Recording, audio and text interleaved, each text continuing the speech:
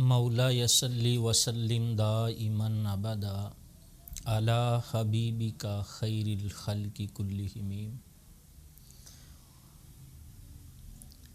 حضور نبی مکرم، شفیع معظم، تاجدار عرب و عجم، فخر آدم و بنی آدم، دانائے سبل، ختم الرسول، مولائے کل، معصوم آمینہ، مفخر موجودات، رحمت عالمیہ، صفوت آدمیہ، تتمہ دور زماں، حبیب کبریا، احمد مجتبی، جناب محمد مصطفیٰ صلی اللہ تعالی علیہ وآلہ وسلم کہ امت پر جو احسانات ہیں، جو انعامات ہیں، ان میں سے ایک انعام اور احسان یہ بھی ہے، رب تعالیٰ نے قرآن کریم میں ایک مقام پہ فرمایا سورہ توبہ کے آخری آیات میں سے، عزیز علیہ ما عنتم حریص علیکم بالمؤمنین رؤوف الرحیم۔ رب تعالیٰ اپنے محبوب کے اوصاف، خوبیاں بیان کرتے ہوئے فرماتا ہے کہ اس نبی پر بڑا گراں گزرتا ہے، تمہارا مشقت میں پڑنا اس پہ بڑا بھاری گزرتا ہے۔ حریص علیکم بالمؤمنین رؤوف الرحیم، اور دنیا آخرت میں وہ ایمان والوں کے لیے بڑے ہی خیر خواہ ہیں، دنیا آخرت میں ایمان والوں کو بھلائیاں پہنچانے والے ہیں۔ اور سورہ احزاب کے اندر اس مضمون کو اس طرح کر کے بیان فرمایا، النبی اولا بالمؤمنین، فرمایا کہ یہ نبی مسلمانوں کے ان کی جانوں سے بھی زیادہ مالک ہیں، یہ نبی ایمان والوں کے ان کی جانوں سے بھی زیادہ قریب ہیں۔ تو سامعین محترم، یہ پیارے آقا صلی اللہ تعالی علیہ وآلہ وسلم کی وہ عظیم شانیں ہیں، پیارے آقا علیہ السلام کی وہ عظیم احسانات ہیں اس امت پر۔ آئیے اسی بات کو کہ حضور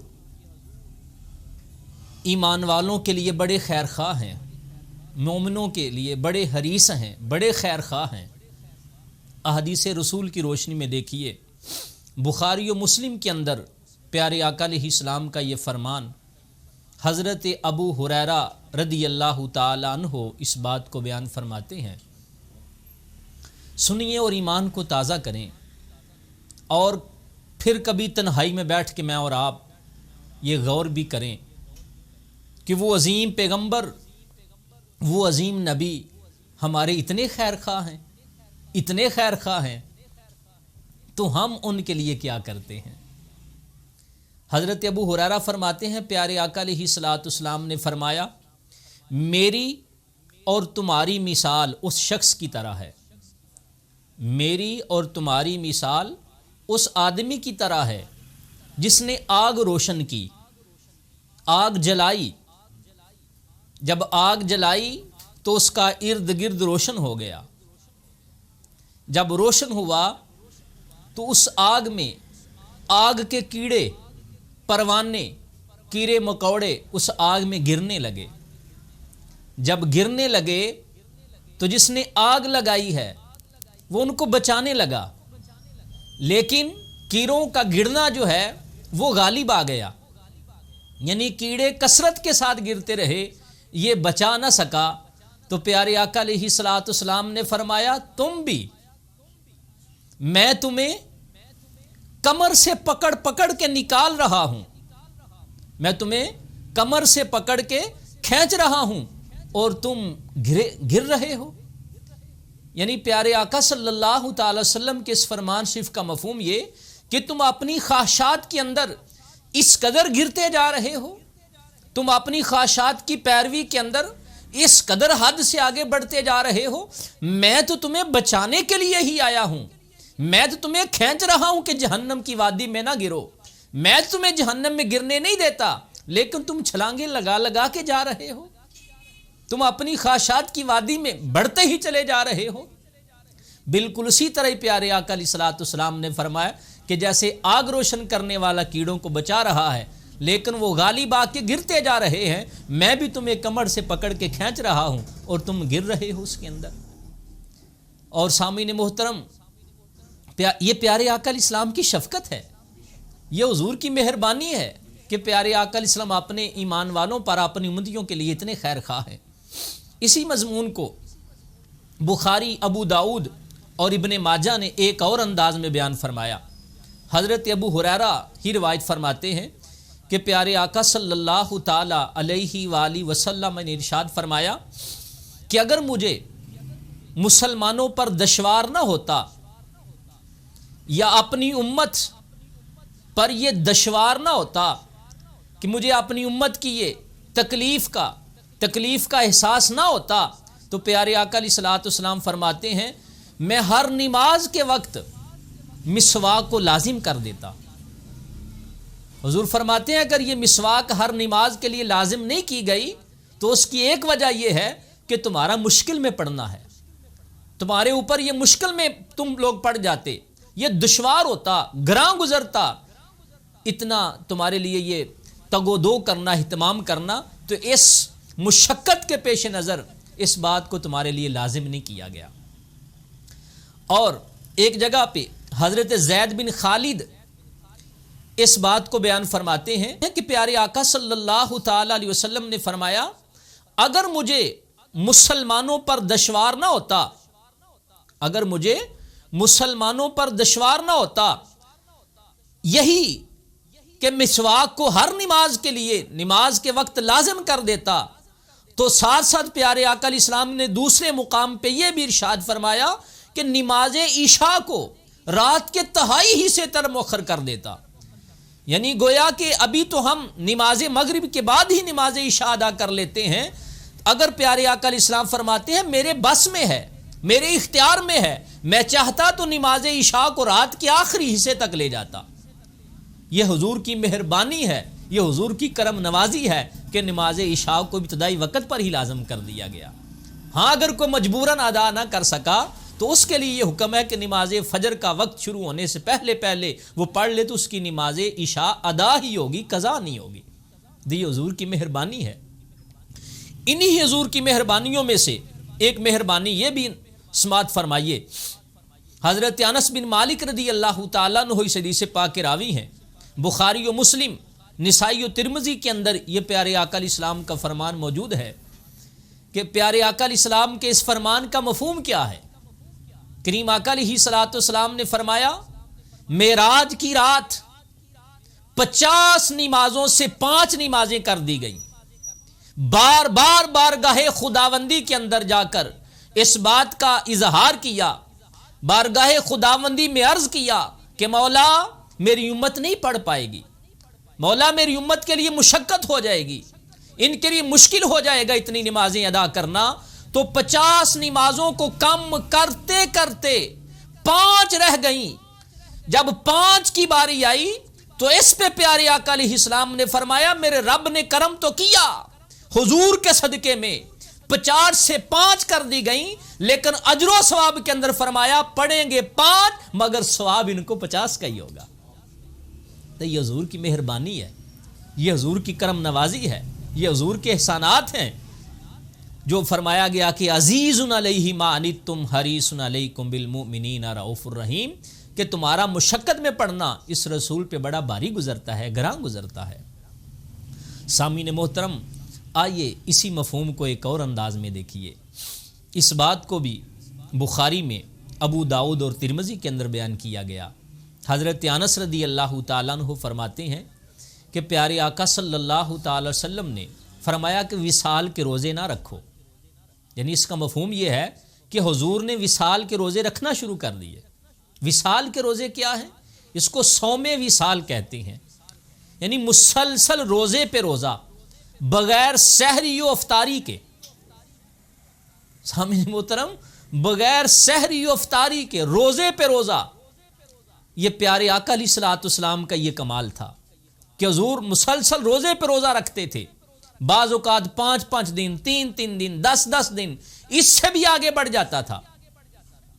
تو پیارے آقا علیہ الصلوۃ والسلام کے اس عمل کو دیکھ کر صحابہ نے وصال کے روزے رکھنے شروع کر دیے. تو کریم آقا علیہ الصلوۃ والسلام نے فرمایا تم وصال کے روزے نہ رکھو. اور اس پر پیارے آقا علیہ السلام نے فرمایا کیا؟ فرمایا تم میں سے کون ہے میری مثل؟ تم میں سے کون ہے میری مثل؟ میرا رب مجھے کھلاتا بھی ہے پلاتا بھی ہے.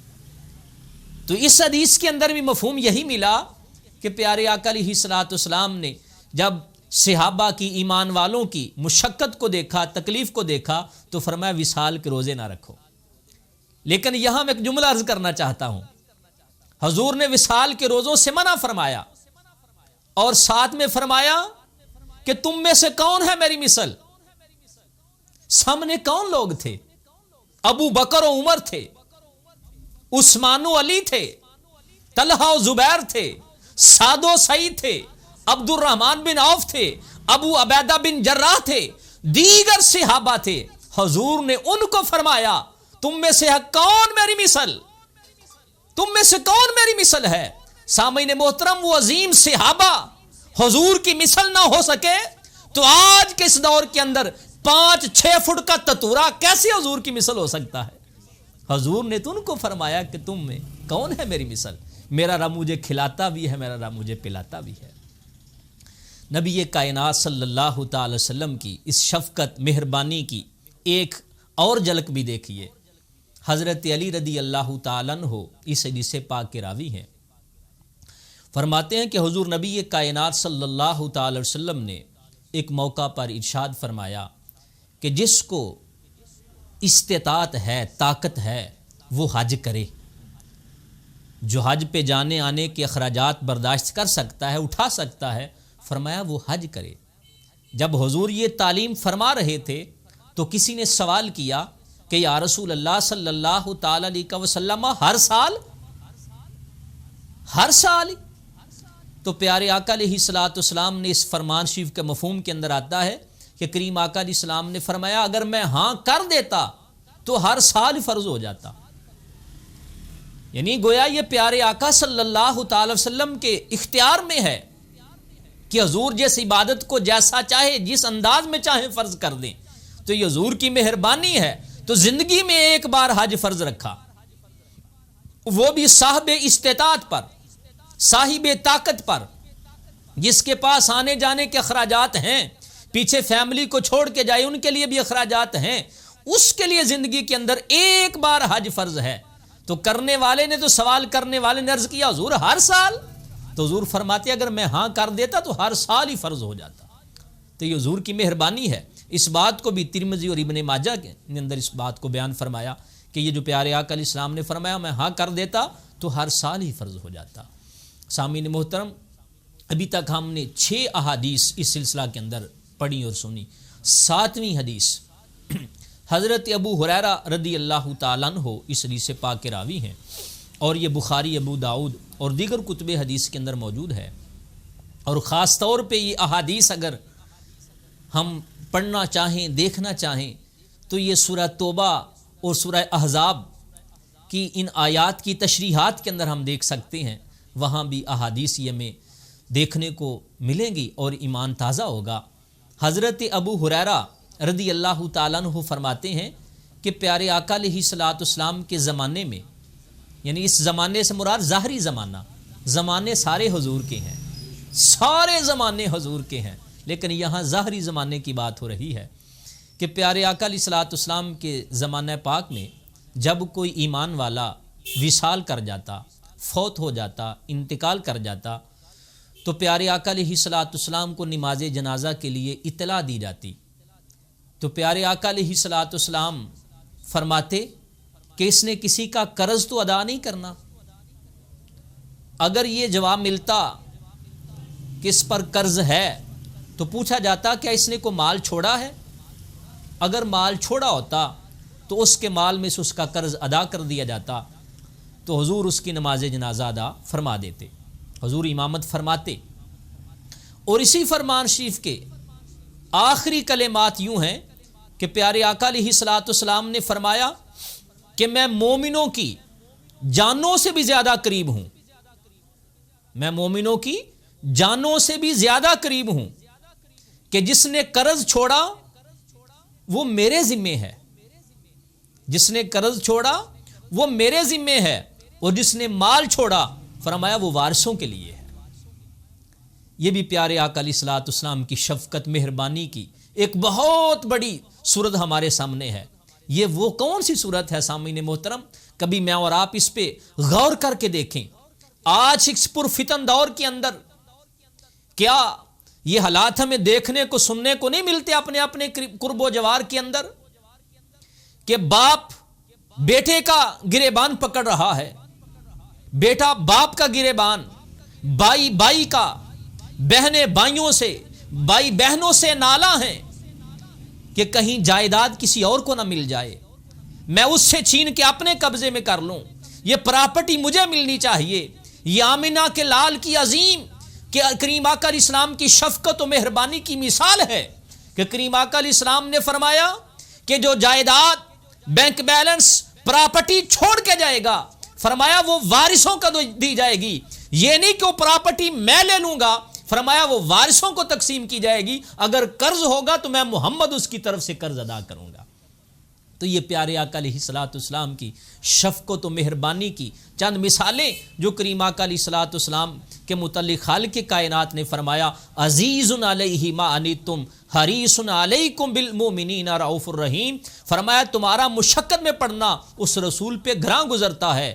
حریص علیکم، فرمایا تمہارے بڑے ہی خیر خواہ ہیں، بڑے ہی خیر خواہ ہیں، بڑے ہی خیر خواہ ہیں۔ یہ سارا کچھ بیان کرنے کے بعد آخری جملے تو دیکھیے قرآن نے کیا بیان فرمائے، فرمایا حریص علیکم بالمؤمنین رؤوف الرحیم، فرمایا میرا محبوب مومنوں کے لیے رؤوف بھی ہے، رحیم بھی ہے۔ شفقت کی ساری وہ صورتیں بیان کرنے کے بعد ساتھ میں خالق کائنات نے فرمایا رؤوف میرا نام بھی ہے، رحیم میرا نام بھی ہے، میں نے اپنے نام بھی اپنے محبوب کو دے دیے۔ فرمایا محبوب تم حریص بھی ہو، لیکن ساتھ ساتھ اگر یہاں تک بھی معاملہ نہ چل پائے تو فرمایا اس بات کو بھی بیان کر دو کہ میں ایمان والوں کے لیے بڑا مہربان ہوں، بڑا رحیم ہوں، بڑا شفیق ہوں۔ یہ پیارے آقا علیہ الصلوۃ والسلام کی شفقت و مہربانی کی چند مثالیں ہم نے عرض کی، صرف فقط اس لیے کہ ہمیں اس بات کا احساس ہو کہ وہ کریم اور محبوب آقا اپنی امت کے لیے کتنے شفیق اور مہربان ہیں، تو ہم پیارے آقا علیہ الصلوۃ والسلام کے لیے کیا کرتے ہیں، ہم حضور کی کتنی سنتیں زندہ کرتے ہیں، ہم حضور پہ کتنے درود و سلام کے گجرے پیش کرتے ہیں، ہم پیارے آقا علیہ الصلوۃ والسلام کی کتنی اداؤں کو اپناتے ہیں، ہم پیارے آقا علیہ الصلوۃ والسلام کے کتنے رستے پہ چلتے ہیں۔